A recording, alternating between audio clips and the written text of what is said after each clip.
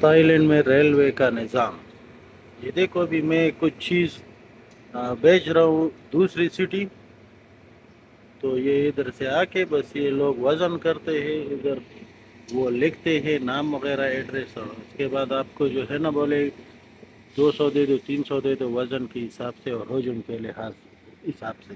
تو وزن کے حساب سے اس کو پیسے دینا ہے، اور یہ پھر آپ کو رسید دے گا، اور آپ کے ریسیور کا ایڈریس پورا وہ ڈال کے بس وہ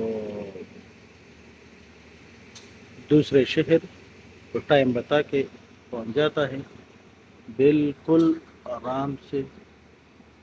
اسی طرح ہوتا ہے. ابھی یہ لوبری ہے تو لوبری کا ٹرین اسٹیشن، تو جدھر آپ ٹکٹ لیتے تو اس کے ساتھ دوسرا ان لوگوں کا آفس ہوتا ہے، وہ بھی ٹرین کا ہے لیکن علیحدہ سیپریٹ. ادھر یہ لوگ لاتے ہیں سامان اور ان لوگوں کو دیتا ہے، تو جو بھی آپ کا سامان ہے تو وہ دوسرے شہر بھجواتا ہے.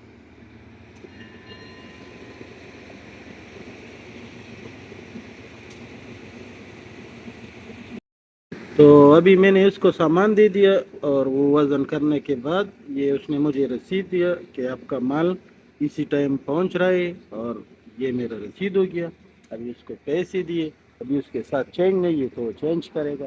تو یہ لوپوری کا ٹرین اسٹیشن ہے. تو اسی طرح یہ نظام چلتا ہے نا، آپ کو ٹینشن لینے کی بات نہیں ہے.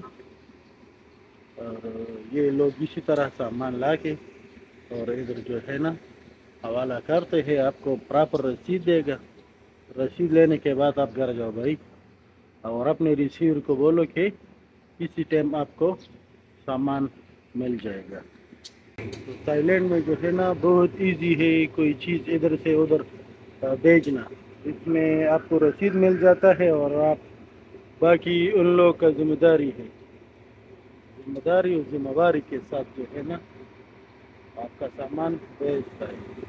تو میں نے سامان دے دیا اور میں ابھی نکل گیا ٹرین سے، ٹرین اسٹیشن سے، اور سامان ان لوگ کے حوالے کیے، اور اللہ دے حوالے.